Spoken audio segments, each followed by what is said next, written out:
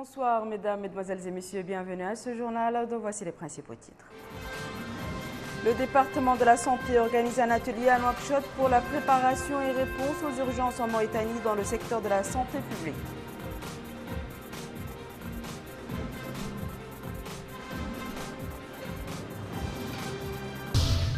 La zone franche de Nouadhibou organise une rencontre relative au renforcement du consensus sur la rentabilité économique et l'étude de faisabilité initiale du nouvel aéroport international de Nouadhibou.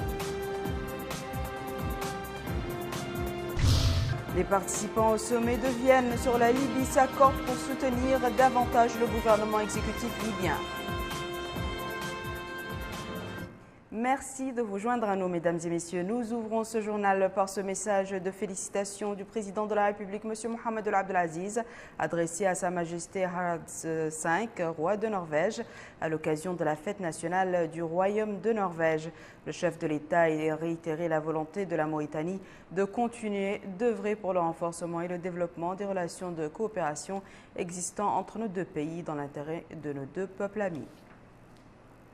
Le ministre de l'Hydraulique et de l'Assainissement, M. Mohamed Abdallah Oulouda, a remis aujourd'hui à Tunis un message du président de la République, M. Mohamed El Abdelaziz, à son frère Beji Kaed Sebsi, président de la République de Tunisie. Le message a été remis au cours d'une audience accordée au ministre par le président tunisien. La rencontre a été à l'occasion d'aborder les dispositions prises pour la réussite du sommet arabe prévu à Nouakchott du 25 au 26 juillet prochain. Les deux parties se sont félicitées en outre du niveau des relations privilégiées existant entre les deux pays frères.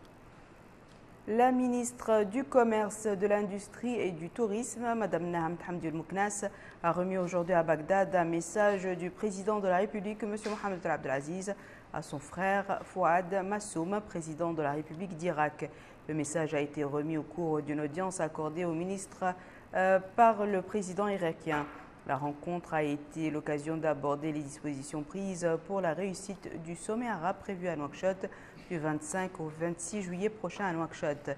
Les deux parties se sont félicitées en outre du niveau des relations privilégiées existant entre les deux pays frères. Les travaux de la première réunion des parties prenantes sur la préparation et la réponse aux urgences en Mauritanie sous le thème « Nous sommes tous concernés » ont débuté aujourd'hui à Nouakchott à l'initiative conjointe du ministère de la Santé et l'Organisation mondiale de la santé. La rencontre de 2 jours a pour objectif de sensibiliser chacune des parties prenantes sur son rôle dans la réponse aux urgences et d'établir un partenariat solide dans le domaine avec le département de la santé. Salem Mejboursal. La réunion s'inscrit dans le cadre des efforts du gouvernement mauritanien et ses partenaires en vue de prémunir la Mauritanie des grandes endémies qui sévissent dans le monde, notamment en Afrique. Au nombre de ces graves pandémies, celle causée par le virus Zika et Ebola. Ebola qui avait fait près de 10 000 morts l'année dernière dans certains pays ouest-africains. Mais les autorités mauritaniennes entendent surtout se doter de stratégies solides pour se prémunir de tout danger. C'est tout l'enjeu de cette première réunion dite des parties prenantes et acteurs dans le processus de mise en œuvre des répliques aux situations d'urgence. Réunion dont les objectifs ont été énumérés à la cérémonie d'ouverture par Mme Fatma Habib, ministre des Affaires sociales, de l'Enfance et de la Famille, qui assure l'intérim de son collègue de la Santé.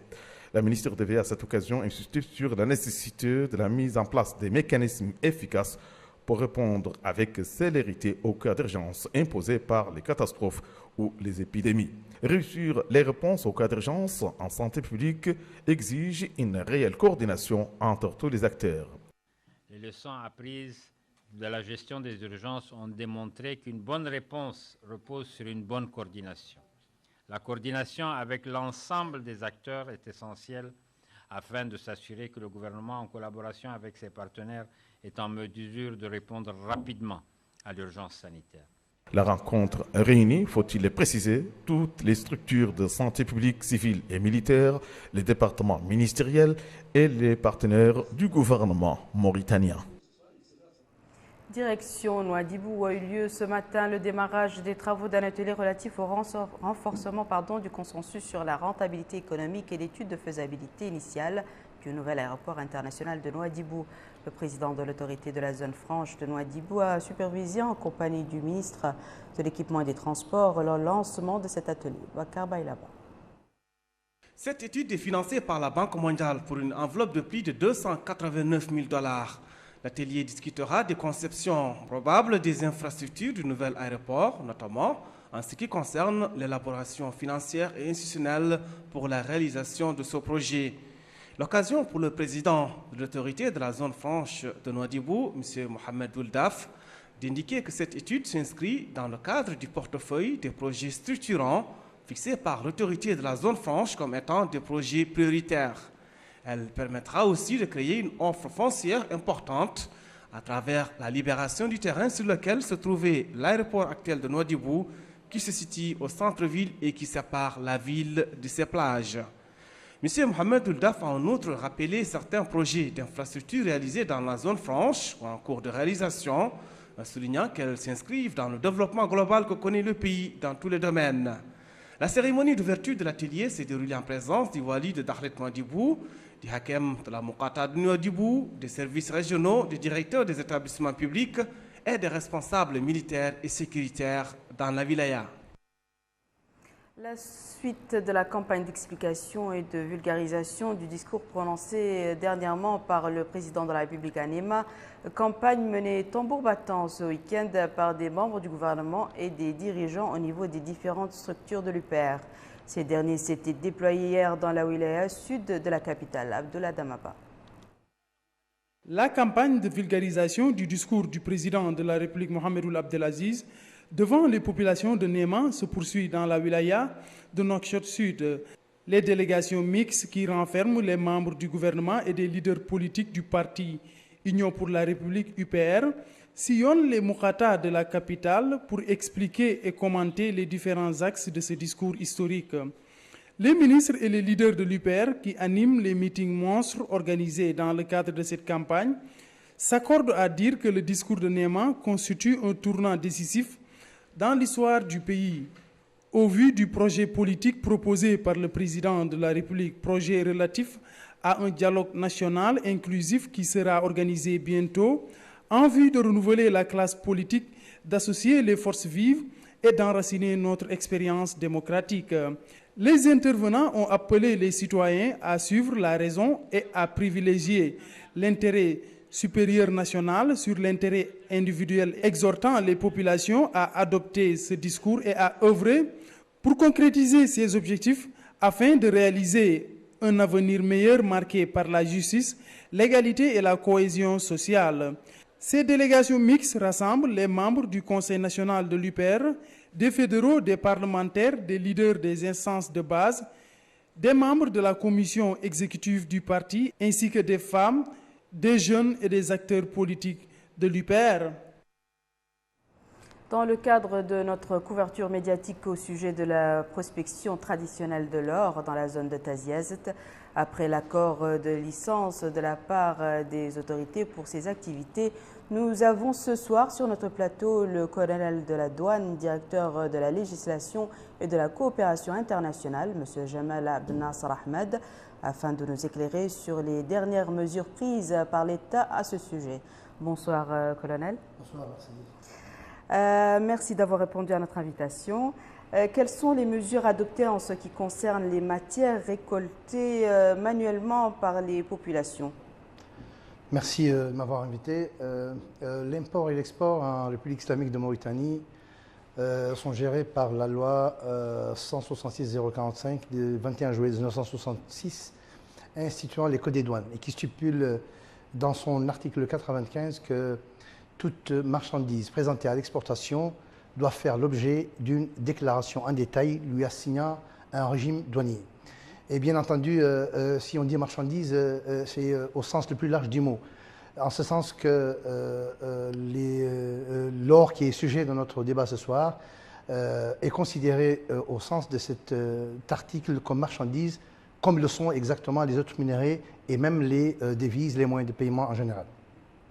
Dans un autre alinéa, le même article 95 stipule que cette opération, donc c'est la déclaration en détail, doit se faire obligatoirement dans un bureau des douanes ou poste des douanes ouvert à l'opération envisagée. Et donc, étant donné que cette déclaration en détail est obligatoire, bien entendu, chaque fois que les pouvoirs publics décident de soumettre l'exportation d'un produit, quel qu'il soit d'ailleurs, à la production d'une autorisation, elle devient un document exigible, constitutif du dossier de la déclaration en douane, et sa recevabilité en dépend. Et parlant de l'or, bien entendu, son exportation est soumise à une autorisation délivrée par la Banque centrale, qui doit être produite préalablement à cette déclaration en douane. Et donc, concrètement, comment se passe cette opération d'exportation? Le citoyen doit se procurer cette autorisation, s'orienter immédiatement vers le bureau des douanes ou le poste des douanes le plus proche ouvert à l'opération envisagée, comme on l'avait dit tantôt, et donc procéder à l'exportation conformément à la réglementation.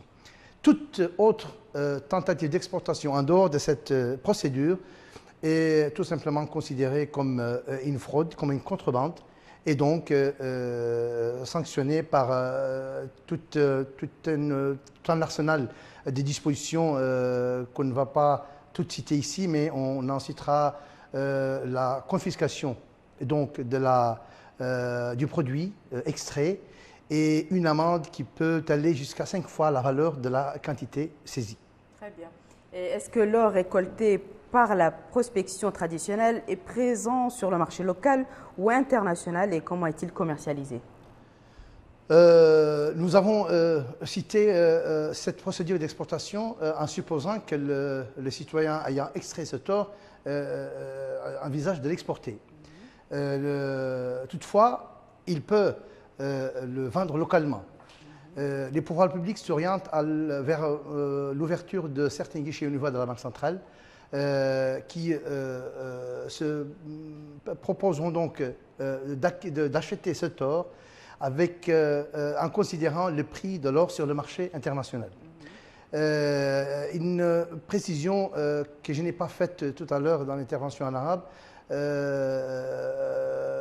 c'est l'occasion de le rappeler ici, c'est que l'autorisation, le permis d'exploitation délivré donc par le ministère du Pétrole aux postulants à la prospection précise clairement que l'or extrait ne peut être vendu qu'à la Banque centrale ou à un acheteur agréé par la Banque centrale à cette fin.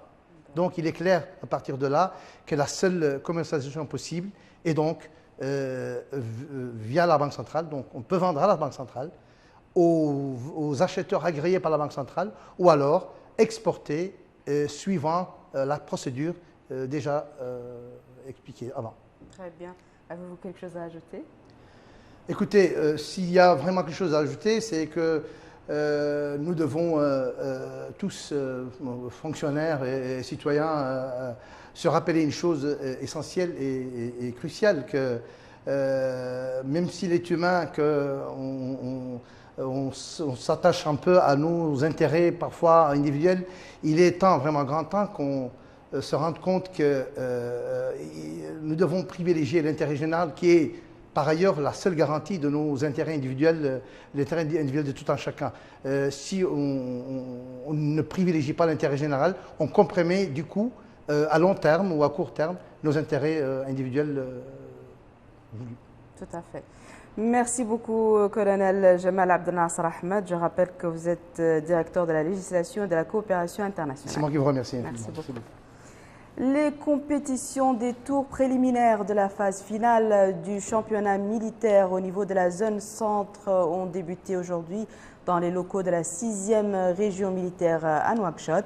Les phases finales de ce championnat seront organisées à Nouakchott du 10 au 25 novembre 2016 et ce dans le cadre des festivités marquant plutôt le 56e anniversaire de la création de l'armée nationale.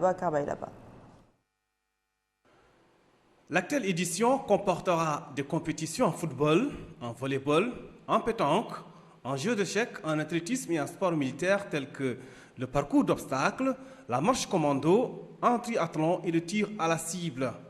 Les participants se répartiront au cours de cette édition qui se poursuivra jusqu'au 30 du mois courant sur 3 zones. Le centre à Nouakchott, l'est à Selibabi et le nord à Nouadhibou.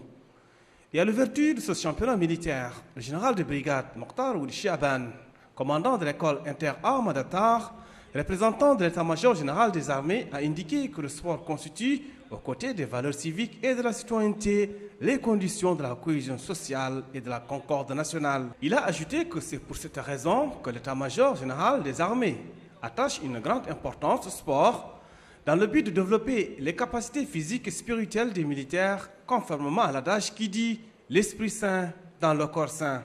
Autre intervention, c'est celle faite par le colonel Chérif Mokhtar Mohamed Lemine, commandant adjoint de la 6e région militaire, qui a souligné que ces compétitions visent en premier lieu à créer un climat de compétition et élever du niveau de l'opérationnalité des militaires et de leur capacité de combat, dans le but de leur permettre de mener convenablement leur mission. Le démarrage des activités de l'édition s'est déroulé en présence du colonel Mohamed Ould Haitani, chef d'état-major de l'armée de l'air, du colonel Mohamed Mahmoud El-Ayoub, directeur des sports à l'état-major général des armées, et d'autres responsables militaires. Nous restons au même chapitre avec la clôture hier soir à Nouadhibou des activités de la première édition du trophée du président de l'autorité de la zone franche de Nouadhibou pour les Jeux de pétanque. Ce championnat qui a duré 2 jours a été remporté dans la catégorie des seniors par l'équipe de Noujoum de Nouakchott qui a battu l'équipe des quartiers de Nouadhibou. Pour les juniors, le championnat a été remporté par l'équipe des champions de Nouakchott au détriment de l'équipe FM de Nouadhibou. Ont participé au championnat 68 équipes représentant 5 wilayas du pays: Nouakchott, Dakhlet Nouadhibou, Nouadhibou Brakna, Tir Zemour, Adrar.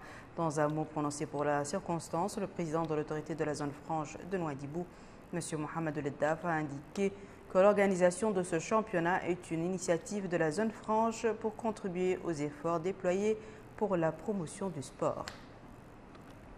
L'Ordre national des avocats mauritaniens a dénoncé aujourd'hui lors d'une conférence de presse au sein de son siège la déclaration du rapporteur spécial des Nations Unies pour l'extrême pauvreté et les droits de l'homme, Philippe Alston, en visite dans notre pays, qui avait indiqué que la Mauritanie dispose d'un système juridique qui n'accepte pas la pratique de l'esclavage. La déclaration issue de cette conférence de presse a qualifié les propos du rapporteur des Nations Unies de provocation pour les avocats. L'Ordre national des avocats a par ailleurs affirmé que le rapporteur ne s'est pas entretenu avec toutes les parties qui interviennent dans ce domaine et que ces déclarations ne reflètent pas la réalité. Le secrétaire général du ministère des Affaires islamiques et de l'enseignement originel, le Dr Mokhtar Ould Hind, a supervisé dans la ville d'Atar la cérémonie de remise d'une maison Waqf. Plus de détails sur cette cérémonie avec Rabia Adeta. Atar, ville historique, a abrité ces derniers jours un colloque sur les awqaf et leur impact sur le développement économique et social. Un colloque initié par le ministère des Affaires islamiques et de l'enseignement originel. En marge de ce colloque, le secrétaire général du ministère des Affaires islamiques et de l'enseignement originel, le Dr Mokhtar Ould Hind, a supervisé la cérémonie de remise d'une maison dédiée uniquement à l'enseignement islamique. Exemple vivant du waqf. Le directeur de la Fondation nationale des awqaf au niveau du ministère des Affaires islamiques et de l'enseignement originel, Sidi Mohamed Ould Béchir, a à cette occasion remercié le donateur pour ce don inestimable du défunt Mahfouz Ould Jiyid. L'étape qui suit sera effectuée chez un qadi, a-t-il ajouté, où cette maison sera désignée comme un waqf et non comme un héritage. Après la notification signée par les héritiers, la direction enregistrera ce waqf. Les héritiers du défunt se sont enquis pendant des années de la tâche confiée par leur père et maintenant ils délèguent cette tâche à la direction appropriée. L'un des héritiers du défunt, Ahmedou Mahfouz Ould Jiyid, nous confie que son père a construit cette maison comme un waqf pour les demandeurs d'enseignement coranique. Aujourd'hui, ajoute-t-il, je la remets à la direction des awqaf. L'importance des awqaf n'est plus à démontrer car celle-ci contribue au développement économique et social du pays, une tradition du pays des Chinguetiens. Clôture hier soir dans la capitale du concours Cheikh Al-Qora Sayyida Abdallah Ben Aboubakar. Ce concours vise à encourager les jeunes à la récitation du Saint-Coran. Rabia Deda.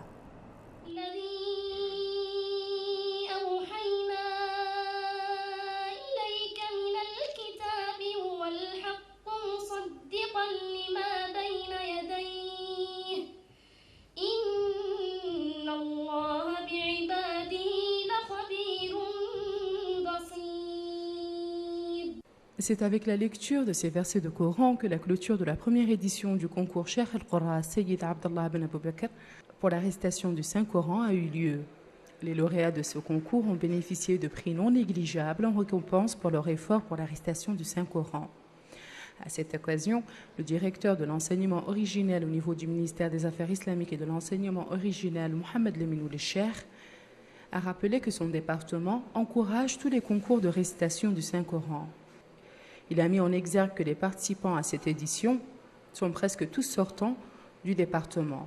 Il a ajouté que ce genre de concours représente une source de fierté pour les Mauritaniens qui récitent et respectent le Saint-Coran. À son tour, le président de l'Association pour le travail humanitaire et l'aide familiale, Mohamed Mahmoud Oulattayib, a rappelé que ce concours rentre dans le cadre de la promotion de la récitation de la lecture du Saint-Coran.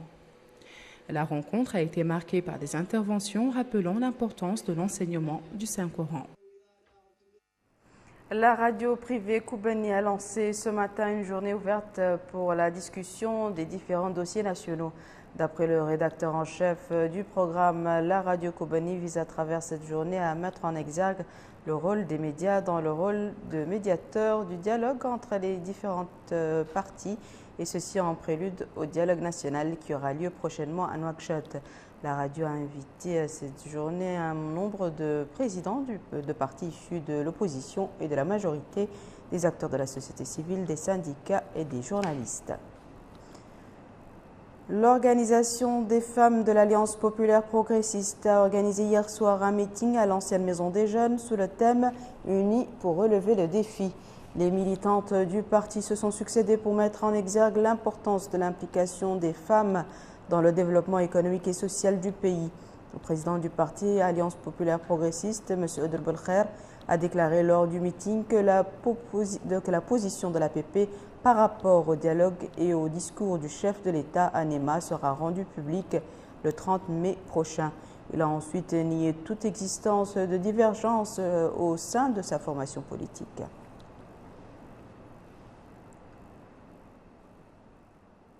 Nous refermons ce journal par l'actualité internationale en bref et en images avec Rabia Deda.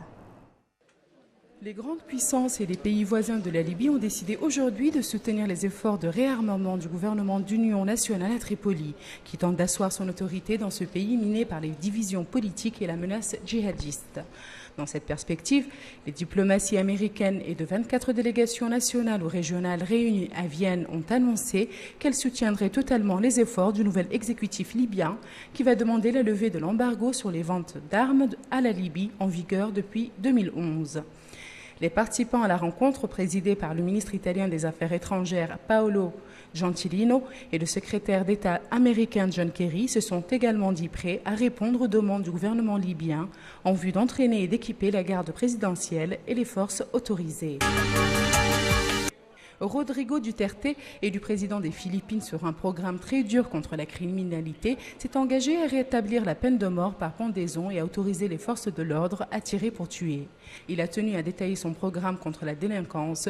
Ceux qui détruisent les vies de nos enfants seront détruits, a déclaré aujourd'hui au journaliste M. Duterte, quelques heures après une première conférence de presse dimanche soir. Je vais presser le Congrès de rétablir la peine de mort par pendaison, a-t-il annoncé, prônant le châtiment capital aboli en 2006 dans les affaires de trafic de drogue, de viol, de meurtre et de vol. Le Sri Lanka est à nouveau frappé par des inondations meurtrières. Des inondations et des glissements de terrain ont fait au Sri Lanka au moins 8 morts, dont un bébé de 8 mois, et ont forcé des dizaines de milliers de personnes à quitter leur logement. Voici à présent, mesdames et messieurs, le rappel des titres. Le département de la santé a organisé un atelier à Nouakchott pour la préparation et réponse aux urgences en Mauritanie dans le secteur de la santé publique.